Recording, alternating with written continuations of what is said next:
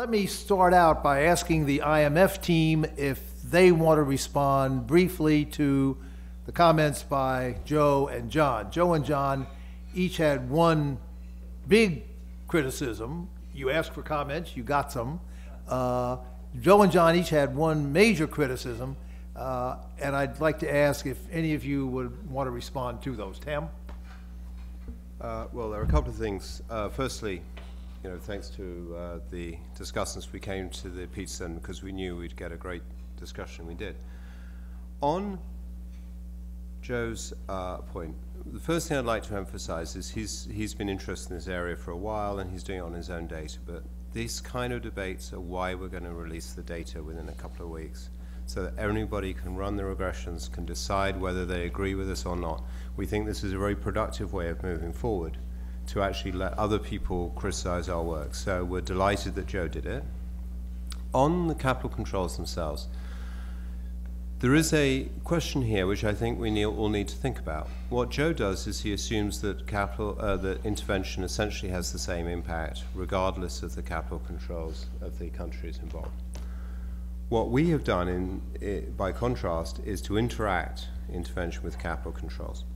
And the reason we did this, the simple intuition is, what do you think about countries that intervene who have capital controls versus, let's say, Japan? There's a general view in the literature that generally Japanese intervention has been ineffective. And how do you catch that in your analysis?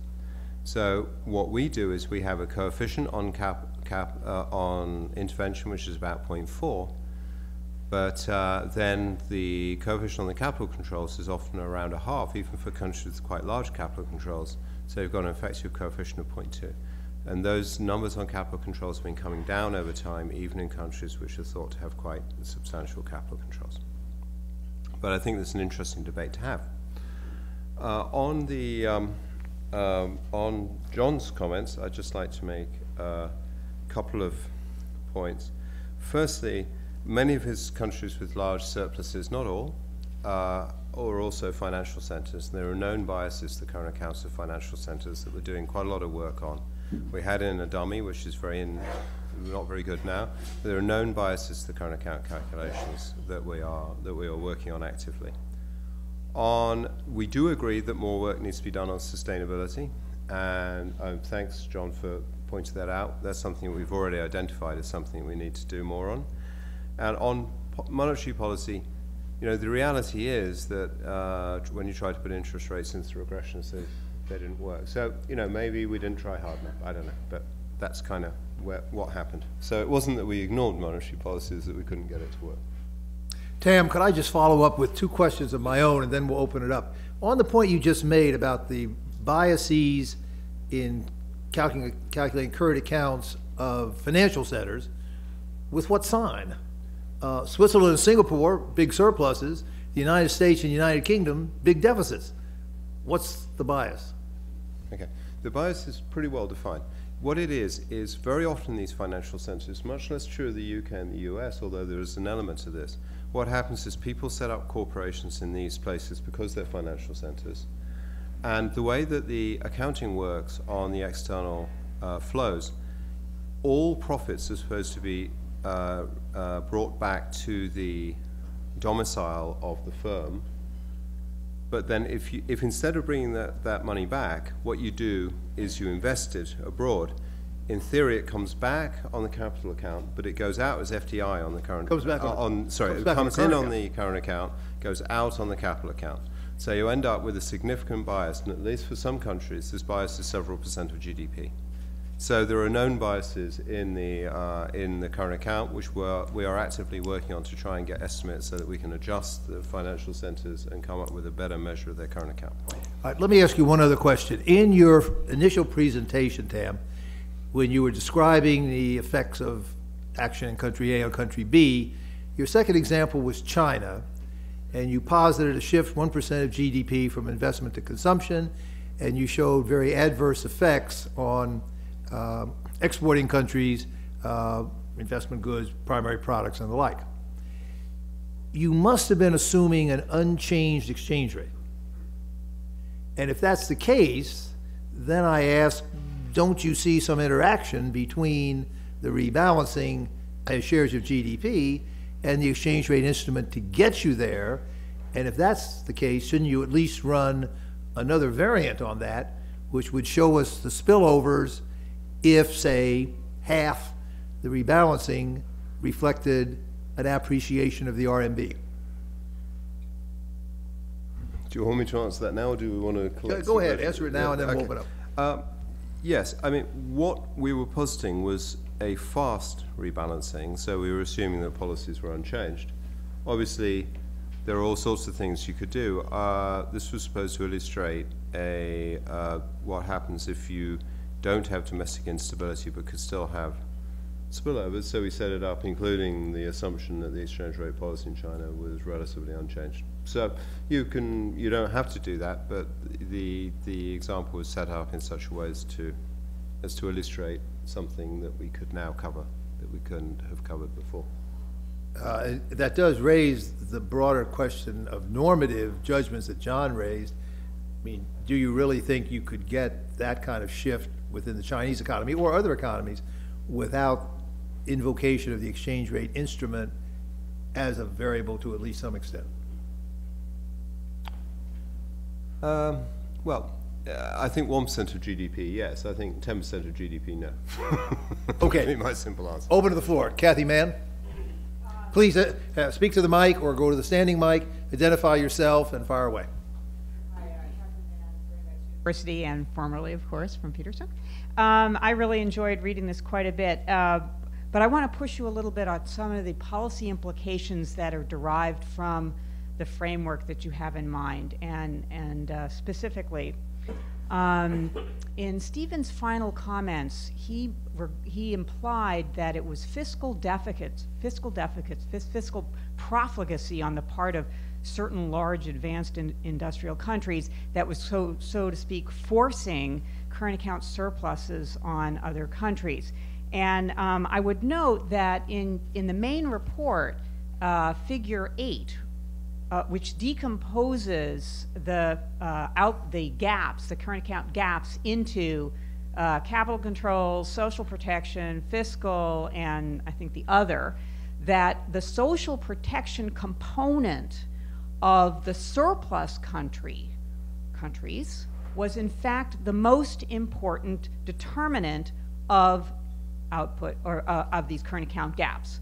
So how can you kind of jive those two statements? Because one says it's fiscal profligacy in industrial countries that is driving everybody else to surplus, but the other one says, well, it's social protection or lack thereof that is generating the largest component of the surplus.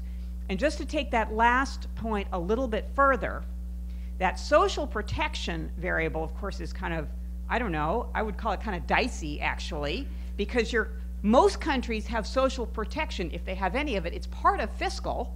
So you've sort of magically taken social protection out of the fiscal realm in your regression. I don't know how you did that for like Europe and the United States, but anyway. And then you treat it as an independent variable and then suggest that by implication, increased social protection in the surplus countries would not be matched by fiscal deficits, wouldn't be offset by private sector savings, so no Ricardian equivalence anywhere. We know it's not true in the industrial countries very much, but it is true in Asia. And so treating that one variable at the same time as you're sort of calling for fiscal deficit repair seems to be inconsistent. And as again, in keeping with the objective here is policy discussion on the part of your surveillance teams. Making that distinction in the discussion, I think, is very important. You want to go ahead and answer? Sure. The answer to your question is both, that differences in social protection play a role, as does fiscal policy. The reason that we focus on fiscal policy in particular is this is the one area where sort of global policies are well away from desired calculations, desirable policies, at least in the calculations that we made.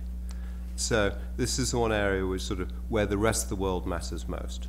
So it wasn't an objective to say it's all fiscal policy. It was to say here's an example where the effect of the rest of the world is particularly important. So that was the motivation for focusing on that. It's in there not as a fiscal variable, but as a measure of the forces which might cause precautionary saving. So that's why I don't think it's double counting. It is in for a different purpose. It's not in as a fiscal variable, even though it is government spending on health. That's not the purpose of the variable. Okay. Just to say, right. I mean, implicitly, we're thinking that a country could change its social protection policy with a tax increase. So we're thinking of a thought experiment where they change a social protection policy without changing their fiscal policy. That's the way the regression works. Somebody was at the back. Ian. Ian Talley, Dow Jones. I'll leave the technical analysis and questions to much brighter minds. Just on an application note, I was talking to Fred the other day about the IMF's assignation of currency manipulation, and he said the IMF must prove intent, which it so far has not done for any countries. I'm wondering if these external surveillances and the multilateral surveillance gets at the heart of proving that intent, and if it doesn't, then is there any way really possible at all to fulfill the IMF's fundamental mandate? Sean? Okay, so the question that you ask relates to bilateral surveillance, and in particular, the fund's determination as to whether or not one of those obligations, which is the manipulation of the exchange rate, has been breached, and a determination has never been made that a country has actually breached. This aspect of the fund's jurisdiction, and in fact, this aspect of the fund's surveillance decision is not being modified by this exercise. The 2007 decision that was adopted basically came up with a relatively coherent framework on how to basically look at external sector policies, and included in that a methodology for addressing the specific obligation that you're referring to, which is the manipulation of the exchange rate. More specifically, the Articles of Agreement provide that a member may not manipulate its exchange rate for the purposes of creating an unfair competitive advantage. Okay, so the question is, how do we determine whether it's being done for that purpose? It's a question of intent. We were not satisfied with the notion that intent would be determined in an exclusively subjective way, because that would render the obligation to be effectively unenforceable. So essentially in the 2007 decision, we created a concept, as lawyers call it, constructive intent. We would basically impute intent by a number of considerations. And these are outlined in the 2007 decision. They're relatively detailed, but they do involve issues on fundamental misalignment and other circumstances. So that was done in 2007. This reform does not modify it, although perhaps the external sector report and the EBA will provide a better analytical basis to make those judgments, but the ultimate framework has not been changed. So Sean, just to stick though with that framework, so with that modification and constructive intent, how come with this massive set of reserve buildups that Joe's numbers suggest he repeated today, have you not yet found any cases of currency manipulation? These issues have been covered in Article 4 reports for a number of countries. I think the exchange rate analysis in those countries has been relatively robust. The fund has made statements to that effect. I think that the assessment of manipulation looks at other motivations for the exchange rate action. I don't want to get into any specific cases here, Fred. All I would say is that there is the analytical framework that was set forth in the 2007 decision, which took us much further than what I think we had before, which was much vaguer. I think the issue is whether or not basically we have a set of circumstances where those criteria will be applied in a way where a country is found in breach. That hasn't happened yet. Clay?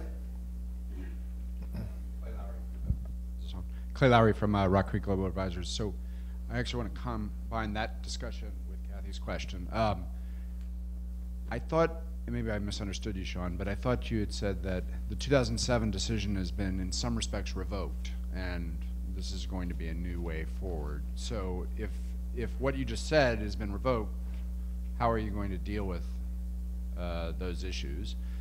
And secondly, kind of more towards Kathy's question, which is, I actually came out with a different, I mean, Kathy's much smarter about this stuff than I am, but when I looked at the graph that you had, the other category actually seemed to be fairly dramatic. In fact, was the biggest category in almost every single case, which would suggest is how does all of this help a policymaker decide what should or shouldn't they be doing about, one, their own economies, and two, when discussing this, hopefully in a diplomatic way with their colleagues? So let me just take the first part of that question. The exchange rate surveillance dimension of fund surveillance has not been changed. What we've added is a new chapter, which deals with, in a more comprehensive way, the spillover effects from domestic policies. But the external sector analysis that was in the 2007 decision has not been changed. So we've added a chapter. That's how the decision has been modified. On your second question, you're not the first person to have noticed there are large residuals. We've been doing this quite a lot, and this has come up. Look, you know, the potential for this is clearly that if you can identify policies and identify most of the current account, then you have this domestic foreign division. The problem is at present, or not the problem, the challenge that we have at present is, as you say, that actually the policies are not explaining as much as one would desire.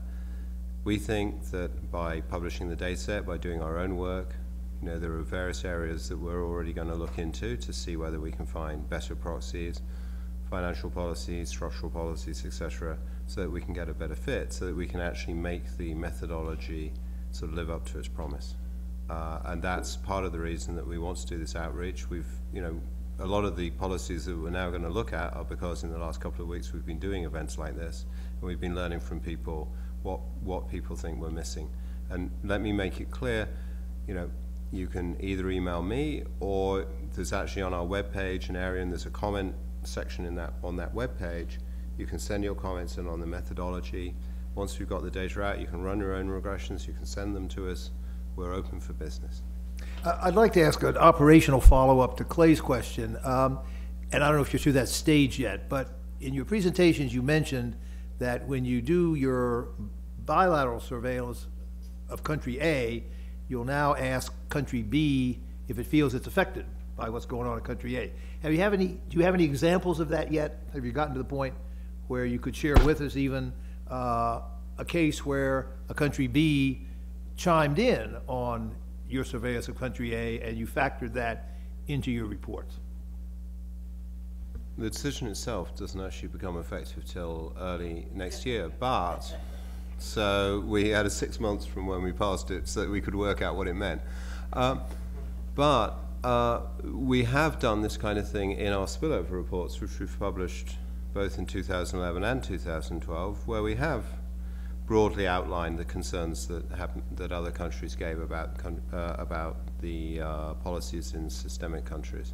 So we've begun this process already. That had to be done on a voluntary basis because of the legal setup. Now we can do that without having to ask permission to do it. Can you share with us any examples, without even naming countries, but one expressing a certain kind of concern about another? Were people bitching about QE2, for example? Yes. They were discussing, since I use a fun term, QE2. They were also discussing, obviously, the euro area. I mean, these were the type of things. There was a certain amount, in fact, the things that I put on about China were, to some extent, I think they were from the last spillover report, as was the US fiscal cliff simulation I showed you. So those are the kind of things that people have been concerned about, and they're the things you'd expect people to be concerned about in the rest of the world, I think. So we have started that process, but what we've done now is we've made sure that we can do it without having to ask permission. Okay, Ted Truman and then Charlie Schultz. Ted? Well, as you all know, I see we didn't put it in the folder. I'm a supporter of what you've done, or praise what you've done. You could find it on real time. But I'd like to go back to John's question, first query, because I don't think you actually, or didn't hear how you responded. So there is this sense in which, at least in the aggregate way, you put things together and they affect at least the range that you put in the current accounts or exchange rate. Things are driven more by the positive results, the positive features of the past than the normative feature of what a better future might be. And that has to do with how net foreign assets appears in the equations and the comments that John made, and implicitly the same comments that Joe made, though I'm somewhat sympathetic to your response to Joe. Maybe you could answer that a little bit more explicitly. Certainly. I do think one thing which has become apparent in our discussions with other forums and with this is that we need to spend more time worrying about sustainability, what it means, what is a reasonable path for the net foreign asset position. Those things we sort of left thus far. We're just implementing what we did before. I do think that in the modern world, given a lot of the concerns about sustainability, that we need to look much harder at that area, and that's something that we're intending to do.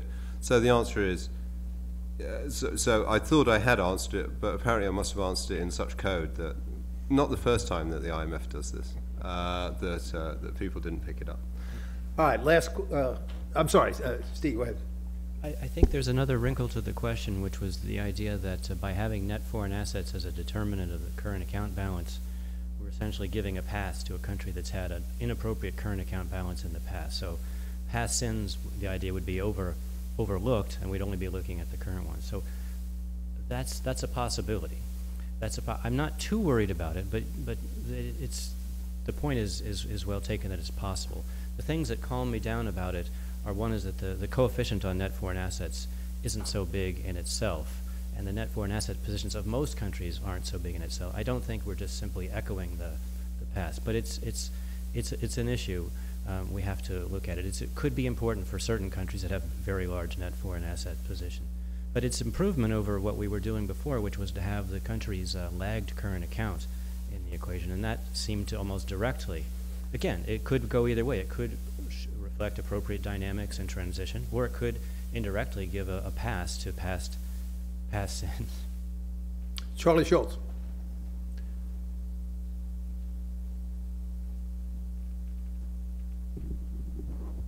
I have just an informational question. And I'm kind of following a little bit up on Kathy Mann. In your chart number 8, where one side of it you have the impact of various factors on the current account deficit, and the other side you have policy. And I'm wondering, with respect to fiscal policy, are those charts interconnected?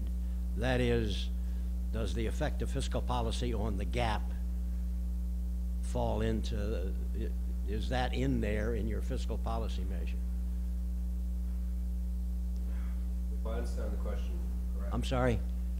If I understand the question correctly, then the answer is yes. As I say, it's kind of, I'm trying to look at figure 8 in my head and kind of make sure that I got it right, but I'm pretty sure the answer is yes. Second question, which is along the same lines. I don't quite know how to ask this in a hurry, but is there a substantial barrow component in your impact of fiscal policy? The coefficient on fiscal policy, I'll leave that to my colleague on what the exact coefficient is. answer briefly, it's 0.4. Okay. So it's somewhere between 0 and 1. It's about half. It's about a halfway offset. Okay, thank you. Okay, thanks very much to the IMF team for sharing your thinking with us. We wish you the best of success in the process. We may give you a few shoves in various directions as it goes along, but we do thank you for sharing it with us. We look forward to further discussion. Thanks to Joe and John for explicating some of that. Thanks to all of you for coming. Meeting adjourned.